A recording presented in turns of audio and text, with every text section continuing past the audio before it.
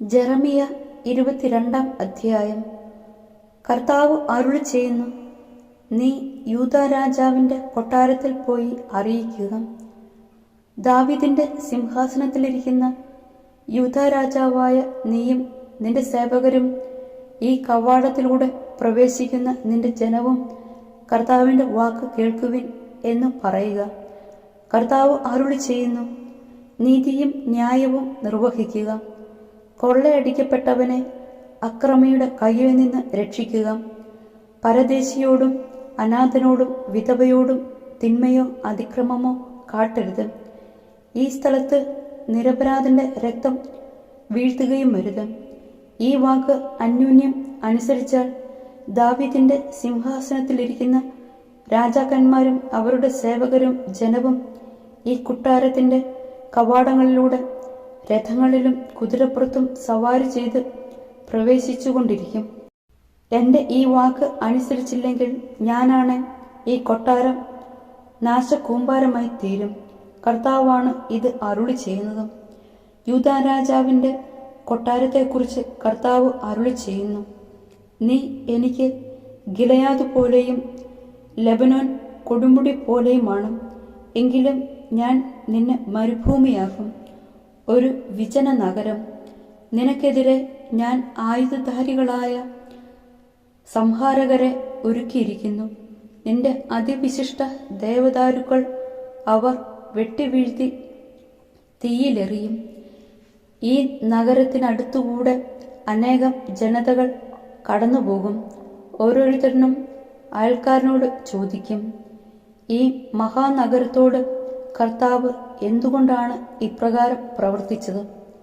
അവർ തങ്ങളുടെ ദൈവമായ കർത്താവിൻ്റെ ഉടമ്പടി അവഗണിച്ച് അന്യദേവന്മാരെ ആരാധിക്കുകയും സേവിക്കുകയും ചെയ്തതുകൊണ്ട് തന്നെ എന്ന് അവർ ഉത്തരം പറയും. മരിച്ചവനെയോർത്ത് വിലപിക്കേണ്ട, എന്നാൽ നാട് വിട്ട് പോകുന്നവനെയോർത്ത് ഉള്ളുരുകി കരയുവിൻ. ജന്മദേശം കാണാൻ അവൻ തിരിച്ചു വരികയില്ല. ജോസിയായുടെ മകനും യൂദാ രാജാവുമായ ഷല്ലും തൻ്റെ പിതാവായ ജോസിയായ്ക്ക് പകരം നാടുവാണു. ഈ സ്ഥലത്തു നിന്ന് പോവുകയും ചെയ്തു. അവനെക്കുറിച്ച് കർത്താവ് അരുളി ചെയ്യുന്നു, അവൻ ഇനിയൊരിക്കലും മടങ്ങി വരികയില്ല. അവർ അവനെ കൊണ്ടുപോയി തടവിലിടുന്ന സ്ഥലത്ത് വെച്ച് അവൻ മരിക്കും. ഈ ദേശം ഒരിക്കലും അവൻ കാണുകയില്ല. അനീതിയുടെ മുകളിൽ കൊട്ടാരം പണിയുകയും അന്യായത്തിന് മുകളിൽ മട്ടുപ്പാവ് നിർമ്മിക്കുകയും അയൽക്കാരനെ കൊണ്ട് ജോലി ചെയ്യിച്ചിട്ട് പ്രതിഫലം നൽകാതിരിക്കുകയും ചെയ്യുന്നവൻ ശക്തൻ. വിശാലമായ മുറികളുള്ള വലിയൊരു മാളിക ഞാൻ പണിയുമെന്ന് അവൻ പറയുന്നു. അവൻ അതിന് ജാലകങ്ങൾ പിടിപ്പിക്കുകയും ദേവദാരുകൊണ്ട് തട്ടിടുകയും ചായില്യം കൊണ്ട് ചായം പൂശുകയും ചെയ്യുന്നു. ധാരാളം ദേവദാരുക്കൾ ഉള്ളതിനാൽ രാജാവാണെന്ന് നീ കരുതുന്നുവോ? നിന്റെ പിതാവ് ജീവിതം ആസ്വദിച്ചില്ലേ? അവൻ നീതിയും ന്യായവും നടത്തുകയും ചെയ്തു. അതുകൊണ്ട് അവന് എല്ലാം ശുഭമായിരുന്നു. അവൻ ദരിദ്രർക്കും അഗതികൾക്കും ന്യായം നടത്തിക്കൊടുത്തു. അന്ന് എല്ലാം നന്നായിരുന്നു. എന്നെ അറിയുകയെന്നാൽ ഇത് തന്നെയല്ലേ എന്ന് കർത്താവ് അരുളി ചെയ്യുന്നു.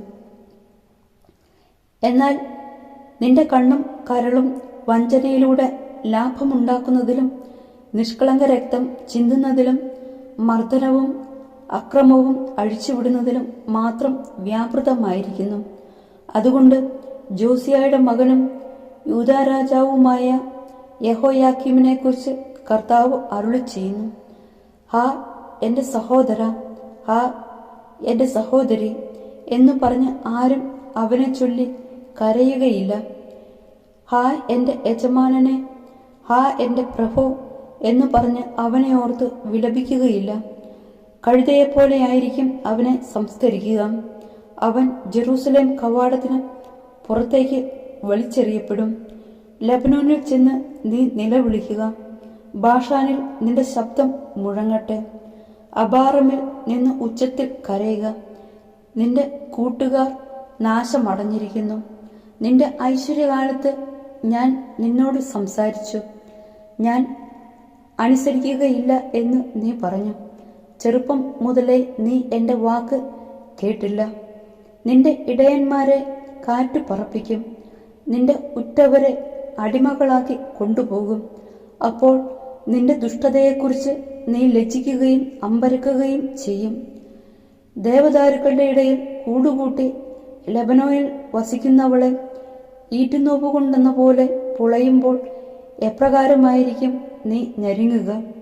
കർത്താവ് അരുളി ചെയ്യുന്നു, യെഹോയാക്കീമിന്റെ മകനും യൂദാ രാജാവുമായ കോണിയ എൻ്റെ വലത്ത് കൈയിലെ മുദ്രമോതിരമാണെങ്കിൽ പോലും അവനെ ദൂരെ എറിയുന്നതിന് കർത്താവായ ഞാൻ ശപഥം ചെയ്യുന്നു.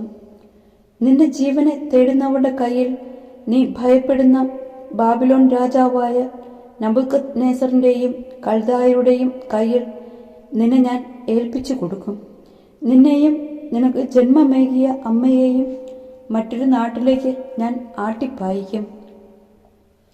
നിന്റെ ജന്മദേശമല്ലാത്ത ആ നാട്ടിൽ വെച്ച് നീ മരിക്കും. മടങ്ങി വരാൻ ആഗ്രഹിക്കുന്ന നാട്ടിലേക്ക് അവർ വരികയില്ല.